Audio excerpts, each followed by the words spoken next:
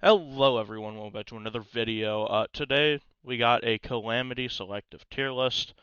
Um, it seems some people uh, kind of glossed over the fact that the other tier list was for both uh, all difficulties, so uh, it was kind of a mumble jumbo, and my voice was quiet that time. My voice should be way higher. If you need to turn it down, just turn it down. Um, I for some reason my settings don't allow me to either go middle of the road or anything like that. So you're just gonna have to turn me down if this is too loud. Sorry about the other video.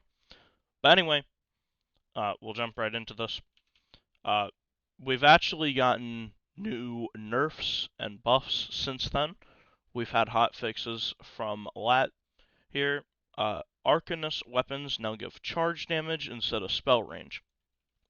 Me personally, I haven't played Arcanist, but considering that everyone keeps dogging on it, um, and it keeps getting buffs, I'm gonna go out on a limb here.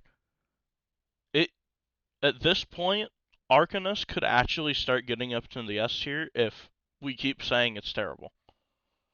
Because how many like buffs it will get if it keeps getting called terrible. Um, by this point, I mean it could get to an A tier class or S tier. I think it's already A tier. I've seen a few Arcanists in or Arcanist, sorry, whatever. Um, I've seen a few of them in my runs, and they're getting almost more damage than me. So, uh, or at least yesterday before the Shadowmancer buffs. And that's another thing.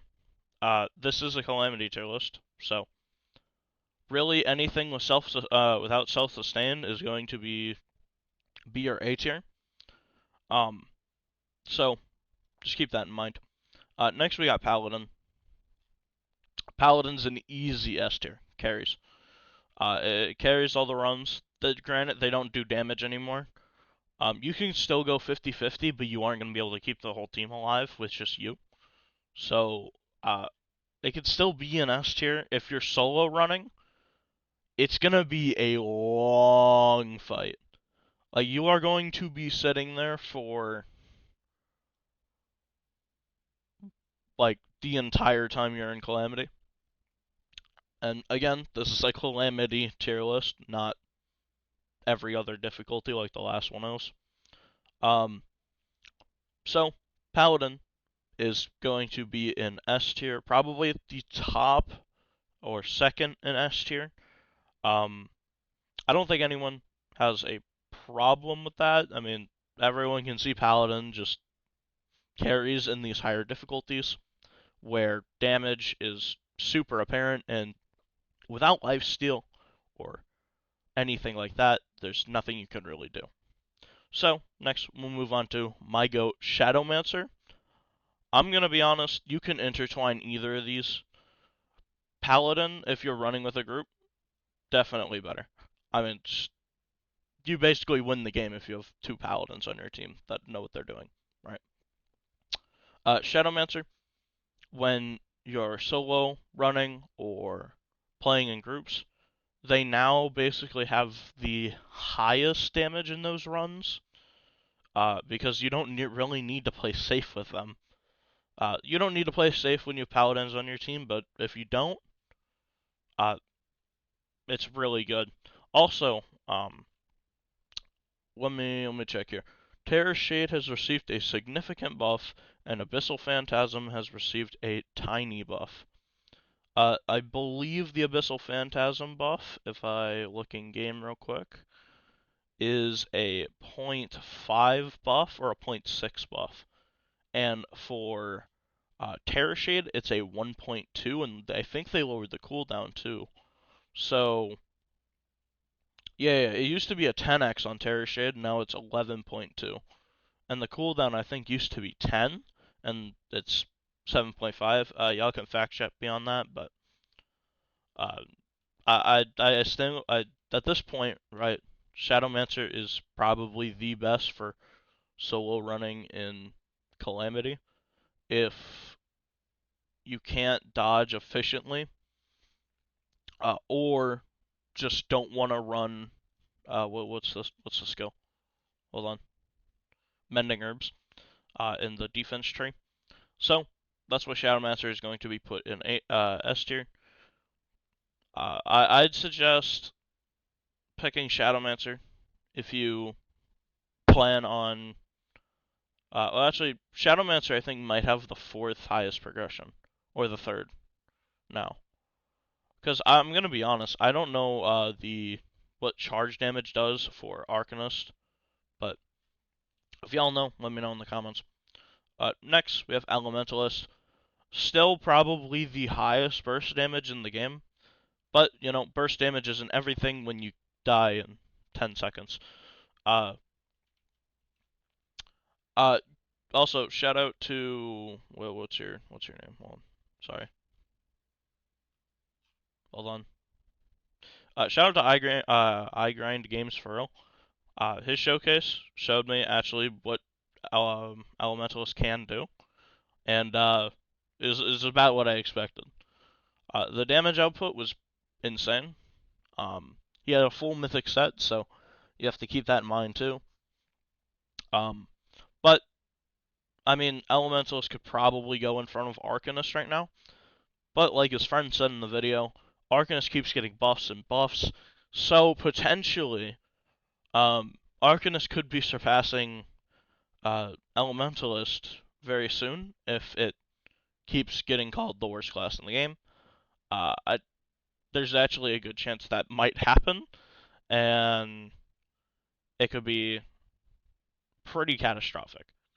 Because then everyone in the Discord will regret trading their Arcanist stuff for the top classes currently.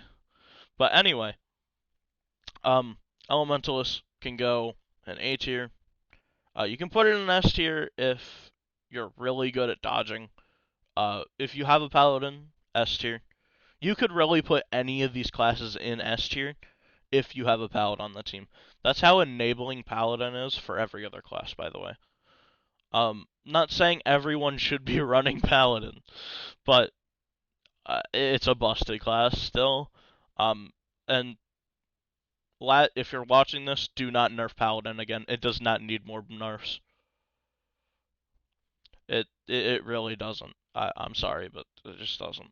Oh yeah, also Topaz Rain got buffed on its range. Topaz Rain Burn cash out now properly displays. If you didn't know how that works, you press the one that just burns them, and then you press Topaz Rain. So essentially, you proc it, and then Topaz Rain will do more damage against enemies on fire. So yeah, if you don't know that, now you do. Anyway, next we have Champion. Again, you can probably put an A tier or S tier. Me personally, after its buffs on where were they? Rending Cleave, I believe it was.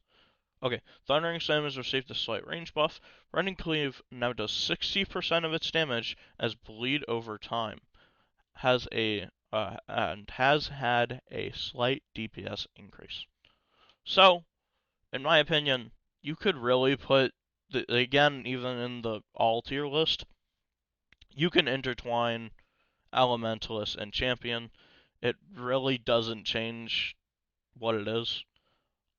If you're wondering why there's nothing in B, C, or D, every class is usable no matter what.